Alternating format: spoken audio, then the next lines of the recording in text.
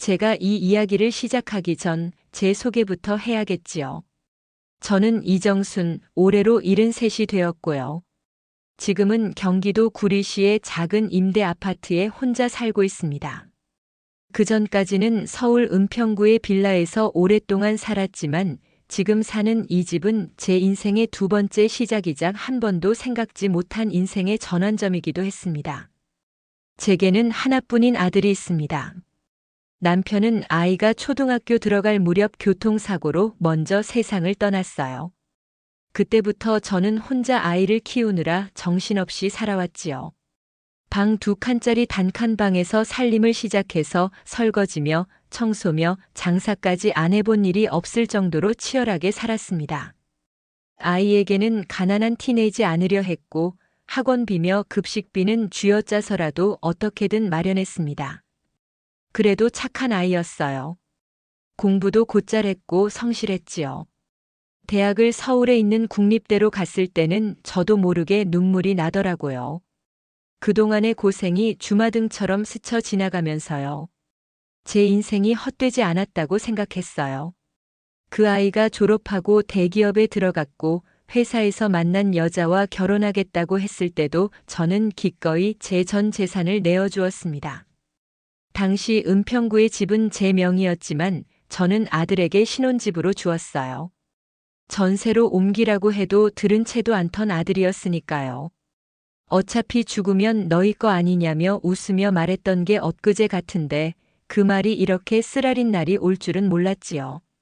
결혼식 날 며느리는 저에게 꼭 엄마처럼 대해드릴게요 말했어요. 그 말이 저는 그렇게 고마웠습니다. 결혼 후 초반엔 괜찮았어요. 주말이면 저를 집으로 초대해 밥을 차려줬고 저도 반찬 몇 가지 해가지고 갔지요. 아들이 야근한다며 저한테 집에 들러 밥 좀 해주고 가라 하면 저는 기꺼이 가서 찌개 끓이고 냉장고 정리까지 해놓고 나왔습니다. 그게 다 가족이니까요. 어느 날은 며느리가 고맙다고 커피 쿠폰을 건넸는데 그거 하나에도 마음이 뭉클하더군요. 하지만 어느 순간부터 조금씩 변해가기 시작했습니다. 며느리의 표정이 사소한 말에도 굳어가고 말끝에 가시가 생기더군요. 반찬을 싸서 가면 어머니 이번엔 조금 짜네요. 이건 지난번에 비해서 별로예요. 그런 말을 아무렇지 않게 했고 아들은 눈치만 보며 웃기만 했어요. 그래도 저는 애써 넘겼습니다. 제가 손이 많이 가는 사람이라 그럴 수도 있겠다 싶었거든요. 그러던 어느 날 며느리가 그러더군요. 어머니, 요즘 주변에서 다들 시부모님이랑 거리 둔다는데 우리도 좀 그런 게 필요하지 않을까요? 그 말이 처음 들었을 땐 뭔 말인지 이해가 안 되더군요. 그래도 저는 그래, 젊은 사람들이 그런 걸 원하면 그렇게 하자고 생각했어요. 대신 반찬은 계속 해줬지요. 가져다 주는 건 며느리가 부담스러워 할까봐 집 앞 경비실에 맡겨두는 걸로 바꿨습니다. 그렇게 점점 멀어져 갔고 저는 주말마다 그 집에 가던 발걸음을 멈췄습니다. 대신 혼자 밥을 먹고 혼자 텔레비전을 보며 시간을 보내게 되었지요. 어느 날은 생일이었는데도 아무 연락이 없더라고요. 그날은 정말 많이 울었습니다. 그런데 몇 달 전 아들이 저를 찾아왔습니다. 며느리는 없었고요. 어색하게 웃으며 앉더니 이런 말을 꺼냈습니다. 엄마, 이번에 집을 좀 옮기려 해. 강남 쪽으로. 그래서 은평집을 엄마 명의로 해놨잖아. 그거 좀 정리하고 싶어. 그 말을 듣는 순간 심장이 철렁 내려앉는 기분이었어요. 전화기 너머로 들려오는 아들의 목소리는 한참을 망설이다가 시작됐습니다. 엄마, 그게 미안해. 말하려고 했는데 타이밍을 못 잡았어. 그 말에 저는 아무 말도 할 수가 없었습니다.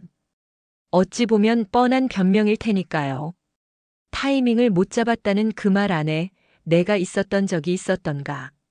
나를 한 번이라도 생각했더라면 저렇게 나 몰라라 할 수 있었을까 싶었지요. 엄마, 그 집은 어차피 엄마가 해주신 거잖아. 그리고 강남 아파트 계약하려면 중도금이 급하단 말이야. 회사 쪽 대출도 한도가 안 나오고. 뭐, 어차피 엄마도 다 알 거라 생각했지. 그 말을 듣고 있자니 가슴이 저릿했습니다. 언제부터 제 마음을 본인 마음대로 해석하고 제 뜻을 자기 뜻처럼 생각하게 된 걸까요? 저는 조용히 대답했어요. 그게 내 생각이었니? 아들은 잠시 말이 없었습니다. 침묵이 길게 흐르고 이어서 며느리의 목소리가 들렸습니다. 어머니, 저희가 너무 급해서 그랬어요. 진심으로 죄송해요.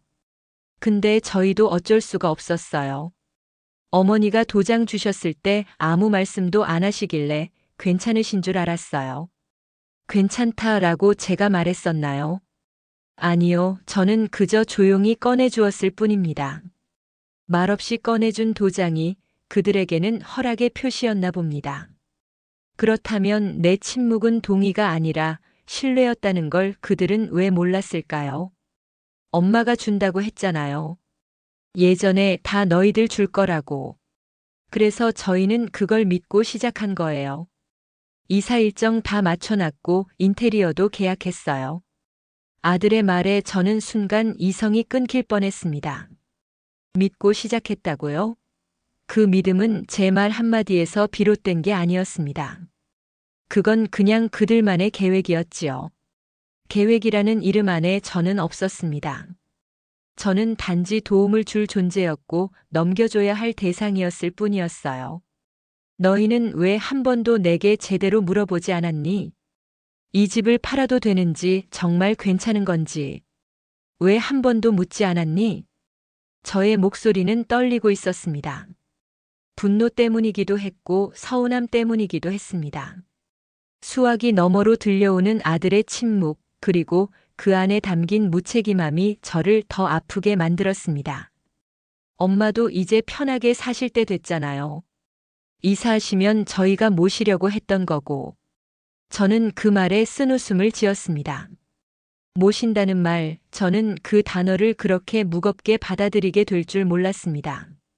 그동안 내가 살아온 모든 시간들을 이렇게 가볍게 퉁치는 한마디. 내가 원했던 건 모셔지는 삶이 아니었습니다. 존중받는 삶이었지요. 그래. 그동안 많이 도와줬다. 내 집도 내어줬고 너희 혼수며 결혼식이며 다 내가 준비해줬다. 그건 너희를 위해서였지. 그런데 이제 와서 내가 내 삶을 지키고 싶다고 하니 왜들 이렇게 화를 내니? 저는 그날 아들과의 통화를 그렇게 마무리했습니다. 마지막으로 덧붙였지요. 내가 필요하다고 생각한 그 집, 이제 내게는 더 이상 의미 없는 곳이야. 집은 돌이킬 수 없겠지. 그래, 가져가렴. 하지만 마음까지 가져가진 말아라. 그건 내가 지킬 거니까. 전화를 끊고 나서 한참을 멍하니 앉아 있었습니다. 창밖에는 저녁 노을이 붉게 물들고 있었고 조용한 거실 안엔 개 짖는 소리만 울려 퍼졌습니다. 식탁 위에 놓인 밥그릇과 국그릇이 식어가고 있었고 그 앞에 앉은 저는 마치 투명한 유령처럼 느껴졌습니다.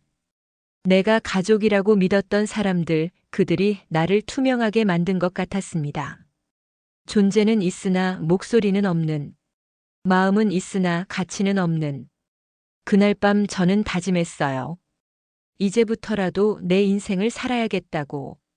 그들의 계획 안에 내가 없다면 나 역시 그들의 계획 밖으로 나가기로. 다음 날 아침 저는 가방 하나를 챙겼습니다. 오래전 남편과 찍은 사진, 제 이름이 찍힌 서류들, 그리고 내 손으로 산 첫 머그컵 하나. 그것만 챙기고 그 집을 나왔습니다.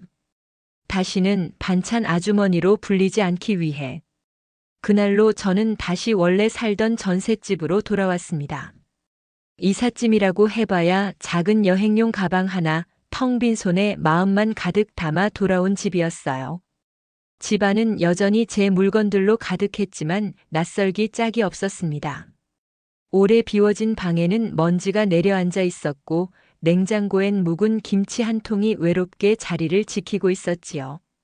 현관문을 닫고 들어서며 저는 문득 이런 생각을 했습니다. 여긴 그래도 내가 선택한 집이었지. 그저 아이들 살림에 보태려고 옮겼던 공간이지만 이제는 오롯이 제 공간이 되겠구나 싶었어요. 한편으로는 서글펐고 한편으로는 다짐이 되기도 했습니다. 그날 저녁 큰아들에게서 전화가 왔습니다. 큰아이는 현재 싱가포르에 체류 중입니다. 자주 전화는 못하지만 명절이면 꼭 연락을 하고 생일 때마다 영상통화도 해줍니다. 저는 전화를 받으며 최대한 담담한 목소리를 냈지요. 엄마, 목소리가 왜 그래요? 무슨 일 있으셨어요? 그 물음에 저는 한참을 머뭇거리다 말했습니다. 그냥 너희 동생이랑 좀 다퉜다. 큰아들은 말없이 제 이야기를 들었습니다. 그리고 조용히 물었어요. 무슨 일이 있었는지 말씀해 주시겠어요? 저는 집을 팔아버린 일, 그 과정에서 아무 상의도 없었던 일, 도장을 달라고 해서 아무 의심 없이 준 제 어리석음, 그리고 마지막엔 그들이 당연하다는 듯 내린 결론들까지 천천히 설명했습니다. 큰아들은 가만히 듣고 있다가 깊은 한숨을 내쉬었습니다. 엄마, 그건 아무리 그래도 너무하네요. 그 말에 저는 눈시울이 붉어졌습니다. 그래도 이 아이는 내 마음을 알아주는구나. 엄마, 거기서 그냥 넘어가시면 안 돼요. 계약을 어떻게든 다시 확인해 보시고 필요하면 변호사 상담도 받아보세요. 명의가 엄마 거였다면 그건 엄연한 권리 침해일 수 있어요. 하지만 저는 고개를 저었습니다. 법을 들이대면 뭔가 되돌릴 수 있을지도 모르지만 저는 이미 돌아올 수 없는 강을 건넜다는 걸 느끼고 있었으니까요. 엄마가 법으로 이기고 싶어 그랬겠니? 그냥 내가 너무 슬펐던 거야. 나란 사람을 그저 이용 가능한 수단으로만 본다는 게 그게 너무 견디기 힘들었어. 큰아들은 한참을 말없이 있었습니다. 그러고는 조용히 말했어요. 엄마, 지금 당장은 힘드시겠지만 그 선택 저는 응원할게요. 어쩌면 이참에 정말 엄마 인생을 다시 시작해보는 것도 좋을 것 같아요. 그 말이 어쩌면 이번 일에서 가장 큰 위로였던 것 같습니다. 나를 믿어주는 단 한 사람만 있어도 사람이 다시 일어설 수 있다는 걸 그날 알게 되었어요. 다음 날 아침 저는 동네 부동산을 찾았습니다. 그 집을, 그러니까 지금 제가 돌아와 있는 이 전셋집을 정리하고자 하는 마음은 아니었어요. 다만 앞으로 내 삶을 조금은 계획적으로 살아보자는 다짐이었지요. 내 이름으로 된 재산을 어떻게 관리할 것인지, 누구에게 뭘 남길 것인지 아무도 대신해주지 않는 선택들을 이젠 제가 하기로 마음먹은 겁니다. 부동산 직원이 물었습니다. 어머님, 혹시 매도하시려는 건가요? 저는 고개를 저으며 웃었습니다. 아니에요. 그냥 내 이름으로 되어 있는 게 뭔지 확인하려고요. 그리고 그날 저는 처음으로 등기부등본이라는 걸 똑바로 들여다보았습니다. 그 속에는 제 이름이 있었고 소유자 이정순이라는 글자가 그렇게 낯설면서도 뿌듯할 수가 없었어요. 나도 나의 것을 지킬 수 있는 사람이구나. 내가 무언가를 결정하고 책임질 수 있는 사람이란 걸 새삼 깨달았던 순간이었습니다. 저녁 무렵 집으로 돌아온 저는 작은 가방을 꺼내 책상 위에 놓았습니다. 그 안에는 작은 노트가 하나 들어 있었지요. 그 노트는 남편이 세상을 떠난 뒤부터 제가 하루하루 써내려간 일기장이었습니다. 아들의 첫 소풍, 며느리가 처음 찾아와 반찬을 칭찬하던 날, 혼자 병원에 다녀온 날, 그리고 오늘 도장이 찍힌 날까지. 그 기록들을 천천히 넘기며 저는 다시 한번 다짐했습니다. 앞으로 나의 시간은 나를 위해 쓸 거라고. 아들을 위해 헌신했던 세월이 결코 후회는 아니지만 이젠 그마저도 내려놓을 시간이라는 걸요. 이제부터 시작입니다. 이정순이라는 여자의 인생, 그 두 번째 막이요. 며칠 후 저는 읍사무소에 들렀습니다. 이 동네에서 혼자 사는 어르신들에게 제공하는 프로그램이 있다는 소식을 교회 봉사자분에게 들었거든요. 생소한 이름의 노인복지 참여 프로그램이었지만 그저 사람들과 어울리고 싶다는 마음 하나로 조심스럽게 신청서를 내밀었습니다. 담당 직원은 제게 따뜻한 미소를 지으며 말했습니다. 할머니, 글 공부도 있고 스마트폰 배우는 것도 있어요. 텃밭 가꾸는 체험도 준비되어 있고요. 동네에서 김장 봉사하러 다니는 날도 있어요. 처음엔 망설였습니다. 그동안 저는 가족이라는 테두리 안에서만 살아왔던 사람입니다. 아이들의 학교, 형편, 집안일, 그것만이 제 전부였고 바깥 일은 늘 남의 일이었으니까요. 하지만 지금은 바뀌었습니다. 내 인생을 되찾고 싶었고 세상과의 끈을 다시 잇고 싶었습니다. 그렇게 저는 다시 사회로 나아갈 준비를 시작한 거예요. 첫 수업날 교실에 들어섰을 때 저는 문득 어린 시절의 저를 떠올렸습니다. 마룻바닥에 앉아 낡은 칠판을 바라보던 그때. 이제는 허리가 굽고 손가락 마디가 아파 글씨도 예전 같진 않지만 마음만은 그때처럼 설렜습니다. 한 글자씩 받아쓰기 하며 옆자리 할머니와 웃음 섞인 수다를 나누고 점심엔 소풍 가듯 함께 도시락을 먹는 그 시간이 참 따뜻했어요. 그러던 어느 날 한 할아버지께서 말했습니다. 사람한테 가장 무서운 게 뭔지 알아요? 외로움이요. 사람 손 안 잡고 눈 마주치지 않고 대화 안 하면 그 사람 마음은 그대로 말라요. 그 말에 저는 괜히 목이 메었습니다. 외로움이란 단어가 얼마나 깊은 구덩이처럼 느껴졌는지 몰라요. 그리고 저도 몰랐습니다.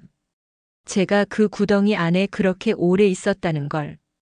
교회 봉사활동에도 참여하기 시작했습니다. 김치를 담가 독거노인 가정에 나르고 연탄을 나르는 일을 하면서 몸은 힘들었지만 마음은 점점 가벼워졌어요. 누구를 위해 준비한 반찬이 아니라 진심으로 필요한 누군가에게 건넬 수 있다는 사실이 제겐 큰 위안이 되었습니다. 그러던 중 큰아들이 다시 전화를 걸어왔습니다. 목소리는 한결 조심스러웠습니다. 엄마, 다음 달 휴가 때 한국 들어가요. 청주로 갈게요. 그리고 동생도 같이 가자고 했어요. 잠시 마음이 멎는 듯 했습니다. 동생, 그러니까 내 작은 아들. 한때 제가 모든 걸 내어주었던 아이. 모든 건 그의 잘못이라고 단정 지을 순 없지만 그 아이의 무심함과 계산적인 말투가 제게 얼마나 깊은 상처를 남겼는지 아직도 선명했습니다. 같이 와. 근데 기대는 말아라. 엄마가 예전 같지는 않을 거야. 그 말에 큰아들은 잠시 숨을 고르고 대답했습니다. 알아요. 그냥 엄마 얼굴 뵙고 싶어서요. 그렇게 또 한 달이 흘렀고 저는 손님 맞이를 위한 준비를 천천히 해나갔습니다. 마음이 다 풀린 것은 아니었지만 적어도 나를 향해 다가오려는 이들의 손길을 완전히 뿌리치고 싶진 않았어요. 다만 이제는 내가 먼저 내어주는 것이 아니라 나를 존중하는 사람에게 내 마음을 여는 것. 그게 이번 삶의 원칙이 되었습니다. 약속한 날이 되었습니다. 청주의 하늘은 유난히 맑았고 집 앞 감나무에도 초록빛이 돌아오는 계절이었습니다. 두 아들이 함께 집에 도착했을 때 저는 문 앞에서 그들을 맞았습니다. 큰아들은 밝게 웃으며 다가왔고 작은 아들은 어딘지 모르게 쭈뼛거리는 모습이었습니다. 엄마, 잘 지내셨어요? 그래. 들어오너라. 식탁 위에는 따뜻한 된장찌개와 조기구이, 겉절이가 놓여 있었습니다. 큰아들은 익숙한 듯 수저를 놓았고 작은 아들은 고개를 숙인 채 말이 없었습니다. 식사를 마친 후 저는 조용히 말문을 열었습니다. 내가 엄마를 너무 쉽게 생각했더라. 엄마는 가족을 위해서라면 다 내어줄 수 있는 사람이라고 믿었겠지. 그런데 그건 믿음이 아니라 착각이었어. 엄마는 사람이고 감정도 있고 마음도 있어. 작은 아들은 고개를 들지 못했습니다. 대신 아주 작게 떨리는 목소리로 말했어요. 엄마, 정말 죄송해요. 그땐 너무 급하고 너무 무서워서. 그게 다인 줄 알았어요. 지금은 알아요. 엄마가 왜 그런 선택을 하셨는지. 그 말이 거짓이 아니길 바라는 마음으로 저는 고개를 끄덕였습니다. 용서는 쉽게 되지 않지만 마음을 여는 건 한 걸음부터니까요. 그렇게 우리 셋은 오래도록 말없이 앉아 있었습니다. 하지만 그 침묵은 서늘하지 않았습니다. 어쩌면 다시 시작해 볼 수 있는 평화의 조짐일지도 모른다는 희망. 저는 그날 밤 처음으로 웃으며 잠들었습니다. 그날 밤 잠자리에 누웠지만 쉽게 잠들 수가 없었습니다. 방 안은 조용했고 창밖에서는 벌레 우는 소리만이 간간이 들려왔지요. 작은 아들이 보여준 진심이 완전한 회복으로 이어질 수 있을지 저는 여전히 확신이 없었습니다. 하지만 확실한 것은 이제 저는 다시는 옛날처럼 누구에게도 내 전부를 내어주지 않을 것이라는 점이었습니다. 다음 날 아침 작은 아들은 방 청소를 자청했고 큰아들은 마당에 나와 잡초를 뽑기 시작했습니다. 저는 부엌에 서서 두 아들의 뒷모습을 바라보며 조용히 묵념처럼 중얼거렸습니다. 이제야 가족 같네. 비로소 사람이 된 것 같다. 점심 무렵 작은 아들이 조심스럽게 제게 다가왔습니다. 손에는 작은 종이봉투를 들고 있었고 눈빛은 이전과 달랐습니다. 엄마, 이건 그때 계약금으로 받은 돈 일부예요. 돌려드리고 싶었어요. 늦었지만 제 진심이에요. 저는 봉투를 받지 않았습니다. 대신 그의 손을 잡고 말했습니다. 그 돈은 내가 벌어서 내가 내 삶을 다시 세우는 데 써. 엄마는 그 돈이 아니라 내가 스스로 깨달았다는 게 고마워. 작은 아들은 말없이 고개를 끄덕였고 그의 눈가엔 눈물이 맺혀 있었습니다. 며칠 후 큰아들은 다시 싱가포르로 돌아가야 했습니다. 공항으로 가기 전 저와 단둘이 마당에 앉아 대화를 나누었습니다. 감나무 그늘 아래 그는 천천히 입을 열었습니다. 엄마, 동생이 많이 변했어요. 시간이 걸리겠지만 진심인 것 같아요. 저는 고개를 끄덕였습니다. 사람은 쉽게 바뀌지 않지만 아주 조금씩 자신을 돌아볼 수 있을 만큼의 여유와 반성은 누구에게나 필요하다는 걸 알고 있었습니다. 엄마도 그동안 너무 외로웠죠? 그 말에 순간 울컥했지만 꾹 눌렀습니다. 외롭지 않은 사람 있겠니? 다들 겉으론 괜찮아 보여도 속으론 다 허전한 구석 하나쯤은 있는 거야. 다만 엄마는 이제 그 허전함에 끌려가지 않을 거야. 큰아들은 제 손을 꼭 잡았습니다. 엄마는 늘 제 자랑이에요. 엄마 같은 어른이 돼야겠다고 늘 생각해요. 그 말에 저는 처음으로 마음 깊이 웃을 수 있었습니다. 그리고 그런 제가 조금은 대견했습니다. 그렇게 큰아들을 배웅한 뒤 저는 집으로 돌아왔고 혼자 남은 작은아들과의 시간을 준비하기로 했습니다. 작은아들은 서울로 올라가기 전까지 며칠을 더 머물렀습니다. 저는 그에게 특별한 부탁을 했습니다. 함께 교회 봉사에 참여해보자는 거였어요. 처음엔 당황하던 작은아들이었지만 그는 조용히 고개를 끄덕였습니다. 봉사 현장에서 그는 말없이 김장을 담그고 연탄을 옮기고 다른 어르신들의 짐을 들어주었습니다. 사람들이 칭찬하자 그는 머쓱하게 웃었고 저는 그런 아들의 모습을 조용히 지켜보았습니다. 봉사를 마친 뒤 돌아오는 길 작은 아들이 말했습니다. 엄마, 이런 게 진짜 가족이구나 싶어요. 누군가를 위해 내 손을 움직이는 거, 그런 게 진심이었단 걸 이제야 알겠어요. 그 말에 저는 조용히 대답했습니다. 가족이라는 게 꼭 피를 나눈 사람만을 뜻하는 건 아니야. 마음을 나눈 사람이 진짜 가족이지. 그날 밤 우리는 함께 저녁을 만들었습니다. 아주 소박한 밥상이었지만 그 밥상 위에는 오랜 시간 얽히고 설켰던 감정과 진심이 천천히 녹아들고 있었습니다. 그리고 저는 그 순간 깨달았습니다. 이 아들이 이제서야 정말 내 사람이 되기 시작했다는 걸요. 문득 창밖을 보니 하늘에 별이 총총 떠 있었습니다. 그 별들 하나하나가 마치 지난날의 아픔과 오늘의 희망을 함께 비춰주는 듯 했어요. 저는 속으로 말했습니다. 그래, 이젠 정말 잘 살아보자. 다시는 나를 잃지 않고. 작은 아들이 서울로 돌아간 날, 저는 혼자 남은 집 안에서 한참을 멍하니 앉아 있었습니다. 며칠간의 북적임이 사라진 집은 다시 고요했고 식탁 위에는 작은 아들이 먹다 남긴 김치 한 접시가 놓여 있었습니다. 그릇을 들고 싱크대로 향하는 발걸음은 무거웠지만 마음 한구석엔 잔잔한 온기가 남아 있었습니다. 전화기를 들여다보니 작은 아들이 문자를 남겨두었더군요. 엄마 서울 도착했어요. 오늘도 밥 꼭 챙겨 드시고요. 사랑해요. 그 짧은 문장 안에 많은 마음이 담겨 있는 걸 느꼈습니다.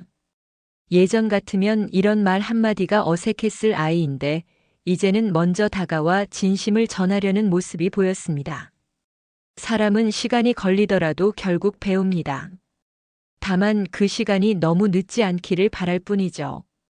그날 저녁 저는 그동안 말없이 쌓아둔 메모들을 꺼내보기 시작했습니다. 서울에서 겪었던 일들, 혼자 알았던 상처들, 그리고 작은 아들과의 갈등과 화해까지 하나하나 적어 내려간 글을 다시 읽으며 마음속 응어리를 조금씩 털어내고 싶었습니다. 살면서 가장 후회되는 건 내 마음을 너무 늦게 표현한 것이다. 그리고 가장 고마운 건 그래도 서로를 포기하지 않았다는 것이다. 그 문장을 마지막 줄에 써놓고 저는 펜을 내려두었습니다. 이젠 후회보다는 감사로 하루를 채우고 싶었습니다. 가족이란 이름이 때론 고통스럽기도 하지만 결국 그 이름 아래서 다시 웃을 수 있다면 충분하다고 믿으며 며칠 뒤 교회 봉사 모임에서 한 친구가 조심스레 다가와 말했습니다. 할머니, 혹시 다음 주에 우리 마을 노인대학에서 강연 한번 해보실래요? 서울살이 이야기, 가족 이야기 같은 거요. 순간 당황했지만 이내 고개를 끄덕였습니다. 내 이야기가 누군가에게 작은 위로가 될 수 있다면 그것만으로도 의미 있다고 생각했기 때문입니다. 강연 준비를 하며 저는 지난 몇 년간의 인생을 다시 정리해보게 되었습니다. 남편을 잃고 홀로 아이들을 키웠던 시간, 시장에서 떡볶이를 팔던 나날들, 그리고 자식들에게 마음을 다 줬던 시절과 그 대가로 받은 외면들. 그 속에는 상처도 있었지만 분명 배움도 있었지요. 그리고 지금의 저는 그 모든 과정을 지나 조금은 단단해진 모습으로 서 있습니다. 더 이상 무너지지 않기 위해 내 삶을 나답게 살기 위해 선택한 길이니까요.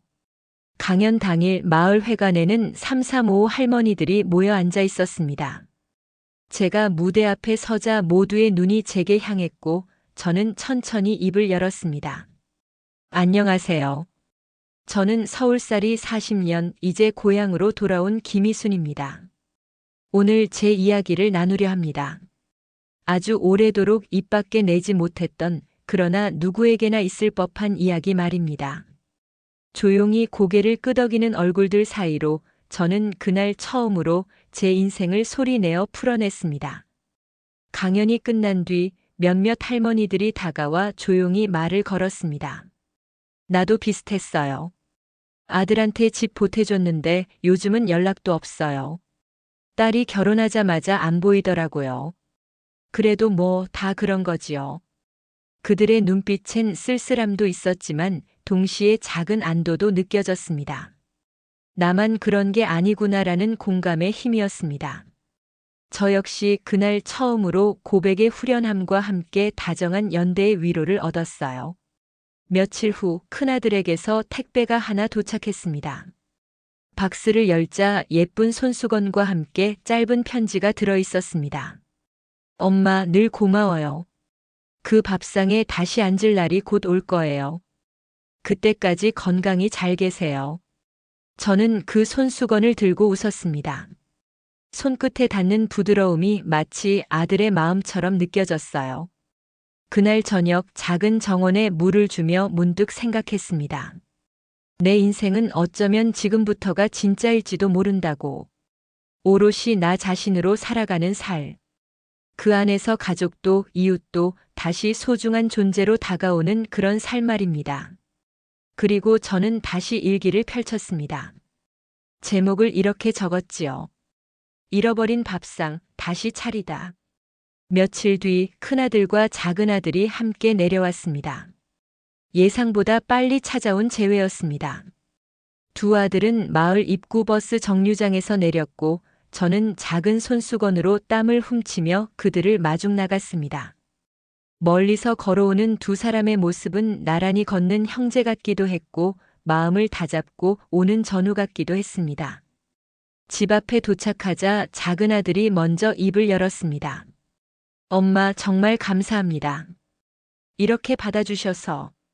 제가 뭐라고 이렇게 다시 와도 될지.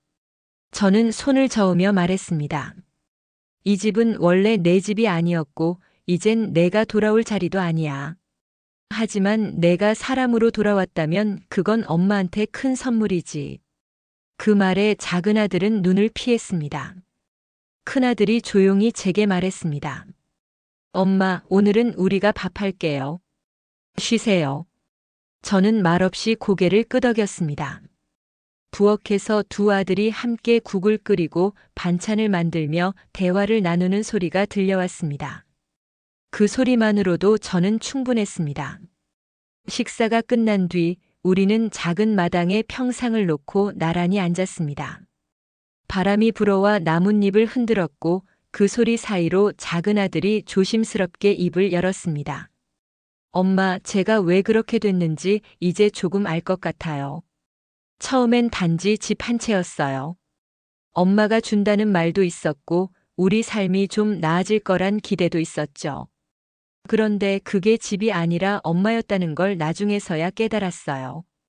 그 말에 저는 천천히 고개를 끄덕였습니다. 그는 이어 말했습니다. 미안해요. 도장도 계약도 다 저 혼자 결정했어요. 며느리는 아무것도 몰랐어요. 저 혼자 한 일이에요. 저는 조용히 손을 뻗어 그의 손을 잡았습니다. 그게 중요한 건 아니야. 내가 지금 그걸 후회하고 다시 돌아왔다는 게 중요한 거지. 작은 아들은 마치 마음속 무거운 돌 하나를 내려놓은 듯 조용히 한숨을 쉬었습니다. 엄마, 다시는 안 그러겠습니다. 정말 가족이 뭔지 이제야 조금 알 것 같아요. 그 말에 저는 미소를 지었습니다. 이 늦은 반성과 고백이 얼마나 값진지 저는 누구보다 잘 알고 있었으니까요. 다음 날 아침 작은 아들은 마을 어귀까지 저를 따라 나섰습니다. 큰아들은 먼저 서울로 올라가야 했고 작은 아들은 이틀 더 머물다 가기로 했습니다. 마을 길을 함께 걷는 동안 작은 아들이 말을 꺼냈습니다. 엄마, 청주는 어때요? 정말 좋으세요? 저는 하늘을 한번 올려다보고 말했습니다. 좋다. 여긴 조용하고 나를 사람처럼 대해주는 이들이 있어. 무조건 나한테 뭘 기대하기보다 그냥 있는 그대로의 나를 봐주는 사람들이야. 작은 아들은 말없이 고개를 끄덕였습니다. 그 눈빛 속엔 이해와 후회, 그리고 결심이 담겨 있었습니다. 집에 돌아온 뒤 작은 아들은 마당에 놓인 밭을 한참 들여다보더니 말했습니다. 엄마, 다음엔 휴가 때 여기 와서 같이 밭일할게요. 잡초 뽑는 거 엄마가 말씀하신 그 의미, 이제 조금은 알 것 같아서요. 저는 웃으며 대답했습니다. 그래, 잡초 뽑는 게 별거 아닌 것 같아도 마음 정리엔 최고지. 넌 내 마음속 잡초부터 뽑아야겠다. 그날 밤 작은 아들과 함께 된장찌개를 끓이고 찬찬히 밥상을 차렸습니다. 그 밥상은 아주 오래전부터 다시 차리고 싶었던 우리 셋만의 진짜 밥상이었습니다. 이제서야 가족이란 말이 제 가슴에 다시 따뜻하게 내려앉기 시작했습니다. 그날 저녁 작은 아들은 모처럼 술 한 잔을 따르겠다며 소주 한 병을 꺼냈습니다. 평소 같으면 제가 말렸을 테지만 오늘만은 그러지 않았습니다. 그는 조심스레 잔을 기울이며 말했습니다. 엄마, 사실 계약서에 도장 찍을 때 잠깐 망설였어요. 엄마한테 이러면 안 되는 거 아닌가 싶었죠. 근데 그 순간 그냥 이제는 내가 챙겨야지라는 생각만 했어요. 저는 잔을 들고 말없이 그를 바라봤습니다.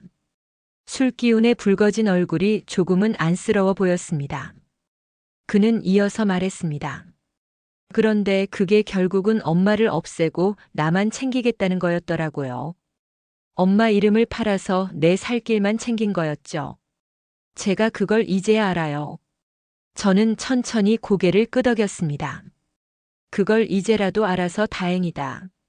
사람은 한 번쯤 길을 잘못 들 수 있어. 근데 거기서 돌아올 줄 아는 사람이 돼야지. 작은 아들은 잔을 들고 제게 말했습니다. 엄마, 제가 지금 드리는 이 술 한 잔 용서해달라는 의미는 아니에요. 다만 엄마 앞에서 제 마음을 처음으로 제대로 올리는 거예요. 저는 그 잔을 천천히 받았습니다. 그리고 잔을 마신 뒤 조용히 말했습니다. 그 마음 잊지 않을게. 작은 아들이 청주를 떠나는 날 새벽부터 비가 내렸습니다. 장마도 아닌데 꽤 굵은 비였습니다. 저는 작은 우산 하나를 챙겨 정류장까지 배웅을 나섰습니다. 길가의 풀잎 위에 고인 물방울이 반짝였고 발밑에선 작은 진흙물이 뚝뚝 흘렀습니다. 버스가 도착하기 전 그는 마지막으로 말했습니다. 엄마, 아직도 믿기지 않아요. 엄마가 날 다시 받아줬다는 게, 그리고 이 집을 나설 수 있게 해줬다는 것도요. 저는 그의 눈을 바라보며 말했습니다. 내가 떠나는 게 아니라 이제는 돌아올 곳을 찾은 거야. 필요할 땐 언제든 와도 돼. 다만 사람처럼만 살아. 그럼 돼. 작은 아들은 고개를 끄덕였고 버스가 도착하자 조심스럽게 올라탔습니다. 창밖으로 보이는 그의 얼굴은 왠지 처음보다 더 편안해 보였습니다. 손을 흔드는 그의 모습을 바라보며 저는 조용히 중얼거렸습니다. 다시는 놓치지 마라. 내가 소중한 걸. 그날 하루 종일 저는 비 오는 마당에 앉아 생각에 잠겼습니다. 허탈함도 아니고 슬픔도 아니고 이상하게도 마음이 평온했습니다. 그건 아마도 오랜 시간 쌓인 응어리가 이제야 조금씩 녹기 시작했기 때문이겠지요. 며칠 뒤 큰아들에게서 택배가 도착했습니다. 상자 안에는 단단히 포장된 약초와 함께 짧은 편지 한 장이 들어 있었어요. 엄마, 요즘 잠 잘 주무세요? 이 약초가 불면증에 좋다네요. 작은 애 얘기 들었어요. 고맙다고 하더라고요. 엄마가 다시 마음 열어줘서. 편지를 읽으며 저는 웃음과 함께 눈물이 고였습니다. 요즘 저는 종종 새벽녘에 잠에서 깨곤 합니다. 예전에는 그럴 때마다 억울함과 외로움이 마음을 뒤흔들었지만 이젠 다릅니다. 작고 조용한 집에서 먼 도시의 아이들이 떠오를 때마다 가슴에 따뜻한 불이 지펴지는 기분이 듭니다. 그날 오후 동네 아주머니들이 김치 담그러 모인다고 해서 저도 참여했습니다. 다 같이 배추를 씻고 고춧가루를 무치며 이런저런 이야기를 나눴습니다. 어르신 표정이 많이 좋아지셨어요. 좋은 일 있으세요? 그 말에 저는 웃으며 대답했습니다. 자식들이 사람 돼서 돌아오니 나도 사람 같은 얼굴이 되는 모양이지요. 그 자리에 있던 모두가 한바탕 웃음을 터뜨렸습니다. 저는 그 웃음소리를 들으며 속으로 생각했습니다. 그래, 나도 조금씩 회복되고 있는 거구나. 가족이란 이름에 짓눌려 살던 내가 이제야 나 자신으로 다시 피어나는 거구나. 청주의 하늘은 여전히 맑았습니다. 그리고 저는 비로소 이 땅에 뿌리를 내릴 준비가 되었다고 느꼈습니다. 청주의 봄은 여느 해보다 조금 이르게 찾아왔습니다. 마당 앞 매화나무엔 작은 꽃망울들이 피어나기 시작했고 바람결엔 햇살 냄새가 묻어나기 시작했습니다. 저는 마루에 앉아 씨앗 봉지를 하나하나 꺼내며 올봄엔 어떤 작물을 심을지 고민하고 있었습니다. 그때 전화벨이 울렸습니다. 화면엔 작은 아들이라는 이름이 떠 있었습니다. 조심스럽게 통화를 받자 그의 목소리는 이전보다 훨씬 단단해져 있었습니다. 엄마, 회사에서 교육이 있어서 다시 올라가게 됐어요. 근데 그 전에 청주에 잠깐 들러도 될까요? 저는 웃으며 대답했습니다. 들러도 되냐니 언제든 오너라. 문은 항상 열려 있다. 며칠 후 작은 아들은 가벼운 짐을 들고 청주에 도착했습니다. 그는 이불을 개고 마루를 쓸고 주방에서 찻잔을 닦으며 이렇게 말했습니다. 엄마, 여긴 참 조용하고 좋네요. 그동안 복잡한 세상 속에 너무 갇혀 살았던 것 같아요. 저는 부엌에서 대추차를 우리며 말했습니다. 사람 마음도 밭이랑 같단다. 쉴 틈 없이 물만 붓다 보면 뿌리가 썩는 법이지. 가끔은 가뭄도 필요해. 그 말에 그는 조용히 고개를 끄덕였습니다. 그렇게 우리는 오랜만에 함께 밥을 차려 먹고 저녁엔 창밖을 보며 이런저런 이야기를 나누었습니다. 그 순간 비로소 가족이라는 단어가 다시 제 안에서 따뜻하게 피어나는 느낌이 들었습니다. 다음 날 아침 작은 아들은 느긋하게 이불을 개고 거실로 나왔습니다. 저는 미리 끓여둔 콩나물국에 밥을 말아 상을 차려두었고 그는 앉자마자 숟가락을 들며 말했습니다. 엄마, 서울에선 밥이 입에 안 붙었어요. 근데 여긴 그냥 먹으려고 한 것도 아닌데 자꾸 들어가요. 저는 빙그레 웃으며 말했습니다. 내가 마음이 편해서 그렇지. 사람은 마음이 편해야 밥이 넘어가는 법이야. 그는 밥을 다 먹고 나서 조용히 거실을 둘러보았습니다. 작은 화분들, 낡은 책장, 그리고 벽에 걸린 가족 사진까지. 눈길이 머무는 곳마다 추억이 가득한 듯 했습니다. 엄마, 청주 집에 오면 내가 어릴 때로 돌아간 것 같아요. 여긴 아직도 우리 가족이 같이 있는 것 같거든요. 그 말에 제 가슴이 묘하게 저려왔습니다. 그리고 속으로 다짐했습니다. 이 집은 내가 있는 한 언제든 아이들이 돌아올 수 있는 그런 집으로 남겨야겠다고. 그날 오후 작은 아들은 마당에 텃밭을 도우며 흙을 갈고 씨앗을 심었습니다. 땀을 흘리며 호미질하는 그의 모습이 낯설면서도 자랑스러웠습니다. 흙냄새 속에 녹아든 그 하루는 우리 모자 사이에 오래된 오해를 조금씩 녹여주는 따뜻한 시간이었습니다. 저녁 무렵 작은 아들과 함께 마을 앞 작은 저수지를 산책했습니다. 물빛은 노을을 받아 주황빛으로 반짝였고 오리들이 유유히 물 위를 떠다녔습니다. 엄마, 나 어릴 땐 왜 이런 풍경이 따분하다고만 생각했을까요? 그의 말에 저는 조용히 웃었습니다. 그땐 바깥 세상이 다 좋아 보일 때니까. 세상 다녀보면 알게 되지. 조용한 게 얼마나 소중한지. 그는 물끄러미 저수지를 바라보다 말했습니다. 엄마, 나 이번 연말쯤 되면 휴직 신청하려고요. 좀 쉬면서 내가 뭘 진짜 원하는지 생각해 보고 싶어요. 저는 놀랐지만 그 말에 반대하지 않았습니다. 오히려 말했습니다. 잘 생각했다. 멈춘다고 꼭 뒤처지는 건 아니야. 오히려 멈추지 않으면 더 크게 넘어질 수도 있어. 그날 밤 작은 아들은 잠이 들기 전 제 방문을 살짝 열고 말했습니다. 엄마, 오늘 정말 고마웠어요. 그리고 사랑해요. 저는 이불을 덮은 채 말없이 눈을 감았습니다. 마음속에서 조용히 울려 퍼지는 그 말 한마디가 제가 오랜 시간 기다려왔던 진심이라는 걸 느꼈기 때문입니다. 작은 아들이 떠나고 며칠 뒤 다시 혼자 남겨진 집은 조용했습니다. 아침엔 새소리가 창밖에서 들려오고 오후엔 따뜻한 햇살이 마루를 스쳤습니다. 전처럼 외롭거나 쓸쓸하다는 생각은 들지 않았습니다. 오히려 마음 한구석이 단단해진 느낌이었죠. 그날은 장날이었습니다.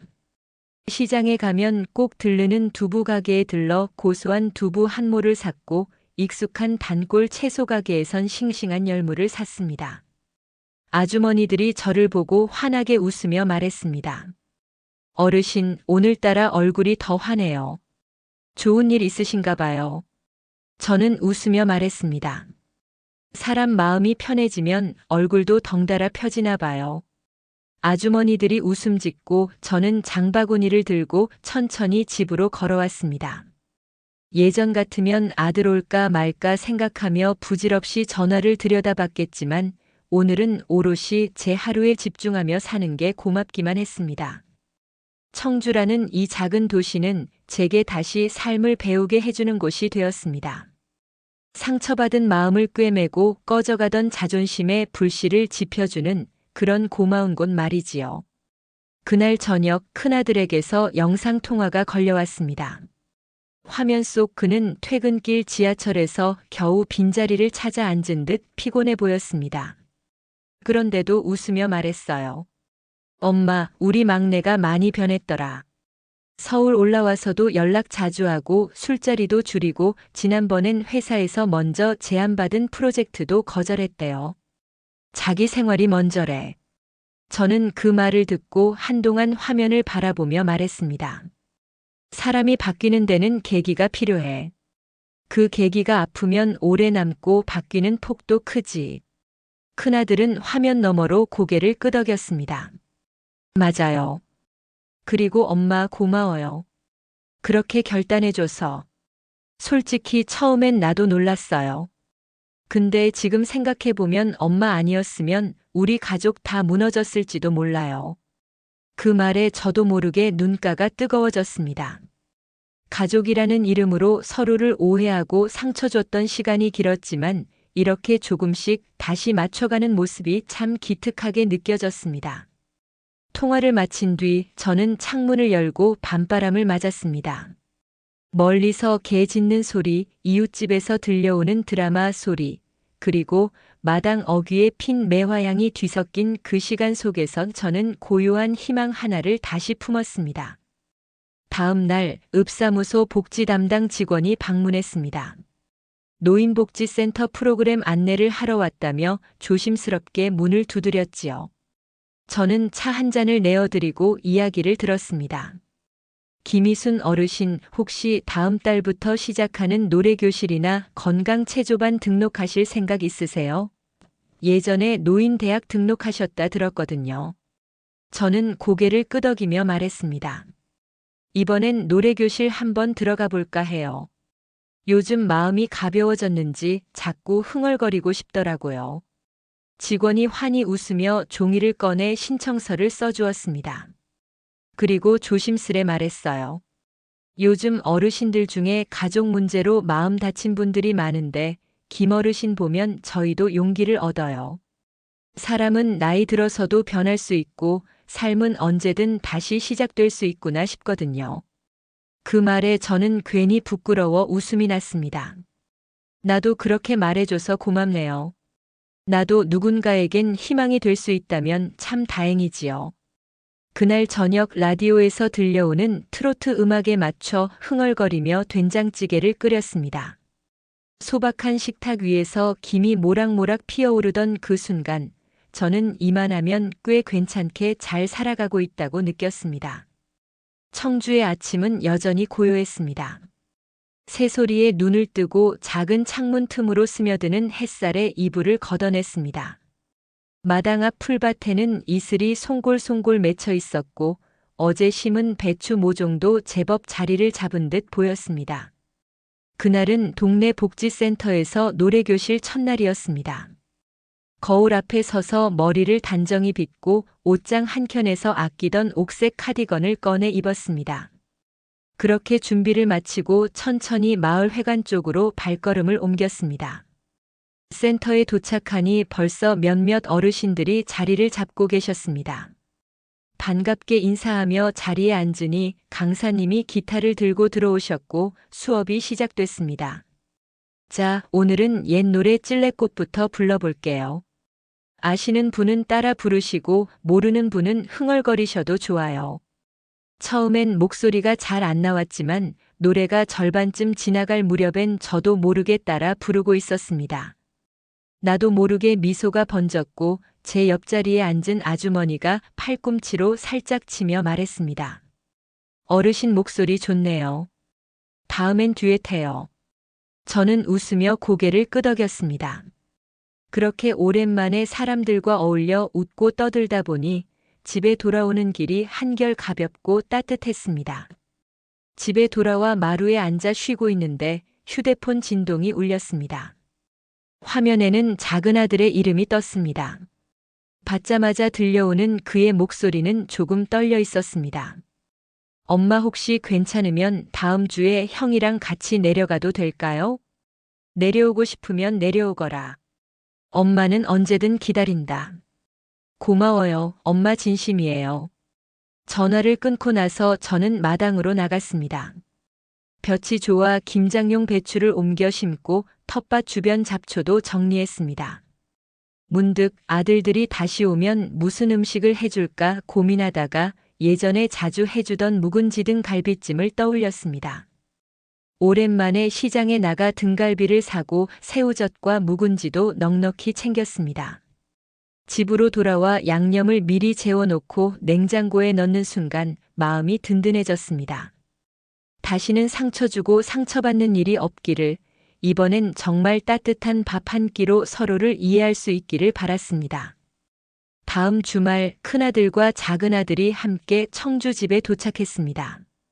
큰아들은 익숙한 듯 마당에 들어서자마자 엄마 왔어요. 라고 외쳤고 작은아들은 조심스럽게 제 뒤를 따랐습니다. 문을 열자 반가움과 서먹함이 뒤섞인 공기가 흘렀습니다.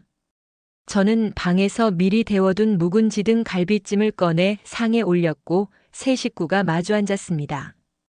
큰아들이 먼저 숟가락을 들며 말했습니다. 엄마, 이 음식 진짜 오랜만이에요. 어릴 땐 이거 먹고 밥 3공기 뚝딱 했잖아요. 작은아들도 따라 웃으며 말했습니다. 저는 이 국물에 밥 말아 먹는 게 그렇게 맛있었어요. 진짜 엄마가 다시 해줄 줄 몰랐어요. 그렇게 우리는 오래된 추억을 반찬 삼아 밥을 먹었습니다. 그 시간 동안은 아무런 원망도 서운함도 없었습니다. 오로지 밥숟가락 소리와 웃음소리만이 조용한 집안을 채웠습니다. 식사 후 작은아들이 조심스럽게 말했습니다. 엄마 정말 고맙고 또 미안해요. 앞으로는 엄마 앞에서 자식 노릇 제대로 할게요. 저는 말없이 그의 손등을 덮었습니다.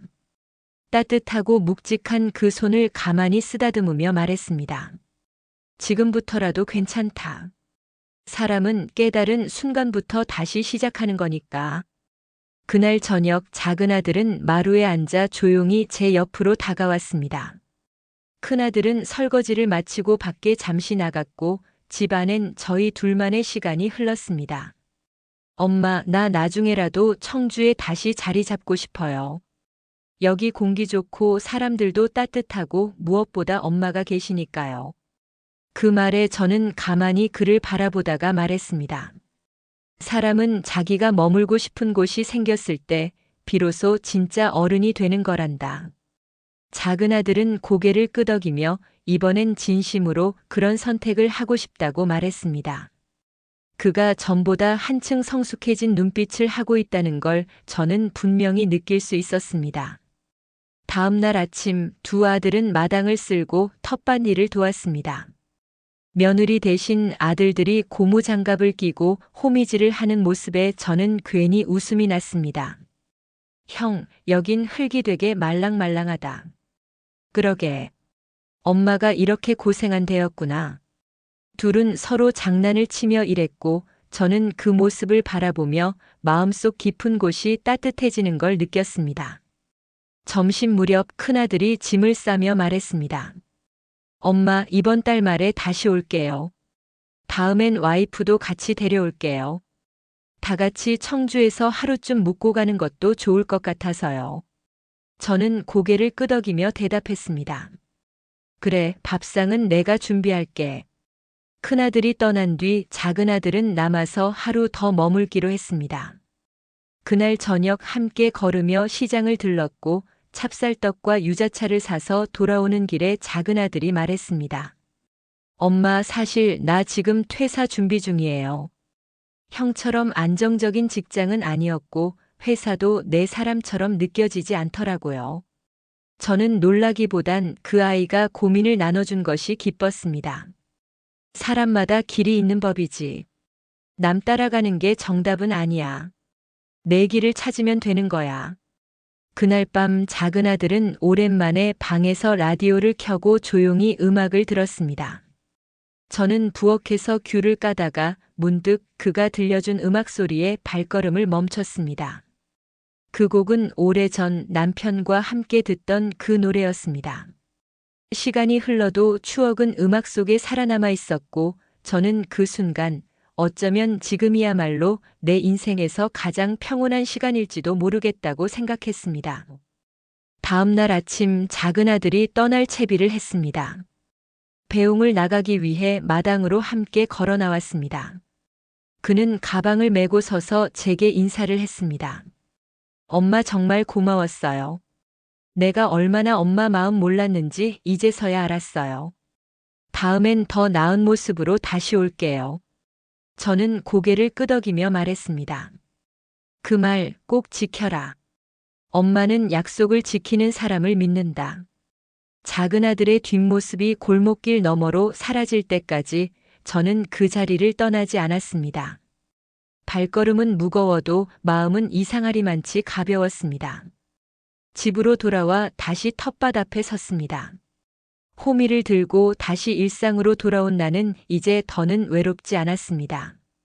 내 삶은 내가 지키고 내 아이들은 다시 사람으로 돌아오고 있으니까요. 그날 오후 큰아들에게 문자가 왔습니다. 엄마, 오늘 동생이 도착해서 바로 전화 줬어요. 많이 울었대요. 그래도 엄마 밥 먹고 나니까 웃더래요. 저는 천천히 웃으며 문자에 답했습니다. 다행이구나. 이제야 조금 사람 같네. 그리고 나는 조용히 창문을 열고 바깥 공기를 들이마셨습니다. 청주의 하늘은 여전히 맑았고 내 마음도 그 하늘을 닮아가고 있었습니다. 김희순 할머니의 삶은 우리 모두의 삶을 돌아보게 합니다. 누군가에게 전부를 내어주며 사랑했고 침묵하며 기다렸고 끝내는 스스로를 지켜내며 일어섰던 한 사람의 이야기였습니다. 많은 분들이 공감하셨을 거예요. 부모와 자식, 가족이라는 이름 아래 우리가 얼마나 쉽게 상처받고 또 얼마나 쉽게 상처를 주는지 말입니다. 할머니는 결국 자신을 위한 선택을 했습니다. 남은 시간만큼은 타인의 기대나 의무가 아닌 자신의 온전한 삶을 살겠다고 말이죠. 누군가는 그녀의 선택을 냉정하다고 할 수도 있겠습니다. 하지만 진짜 냉정했던 건 오랜 세월 부모라는 이름 아래 요구만을 했던 자식들의 이기심이 아니었을까요? 우리는 종종 부모의 희생을 당연하게 여깁니다.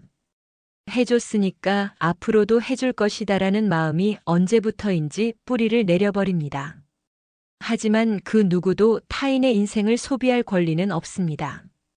김희순 할머니는 그 사실을 누구보다 조용히 그러나 단호하게 우리에게 보여주었습니다. 또한 이 이야기는 용서와 회복의 가능성도 함께 이야기합니다. 작은 아들의 눈물, 큰 아들의 이해, 그리고 다시 열린 밥상. 비록 한번 무너졌던 관계일지라도 진심 어린 반성과 다가섬이 있다면 다시 시작할 수 있다는 희망을 우리에게 전해주었습니다. 혹시 지금 이 영상을 보시는 여러분 중에도 비슷한 아픔을 겪고 계신 분이 계신가요? 말하지 못한 마음이 가슴에 응어리져 있진 않으신가요? 그렇다면 김희순 할머니처럼 자신을 위한 삶을 다시 그려보시길 바랍니다. 늦었다고 생각한 그 시간이 어쩌면 가장 빠른 시작일지도 모르니까요. 그리고 자식의 입장에서 이 이야기를 들으신 분들이라면 오늘이 바로 그 첫 마음을 돌이켜보는 시간이 되었으면 좋겠습니다. 부모님이 바라는 건 거창한 성공이나 부귀영화가 아닐지도 모릅니다. 단지 한 통의 전화, 따뜻한 밥 한 끼, 그리고 진심 어린 한마디면 충분할지도 모르니까요. 김희순 할머니의 이야기는 끝났지만 우리 모두의 이야기는 아직 진행 중입니다. 지금 이 순간에도 누군가는 이해받고 싶고 또 누군가는 용서받고 싶어 합니다. 그 마음들이 어긋나지 않도록 우리가 먼저 마음을 열 수 있기를 바랍니다. 끝으로 이 영상을 끝까지 함께 해주신 여러분께 다시 한번 감사의 인사를 드립니다. 여러분의 인생에도 따뜻한 바람이 불기를, 그리고 여러분의 하루에도 진심이 닿는 시간이 많아지기를 진심으로 응원합니다. 감사합니다.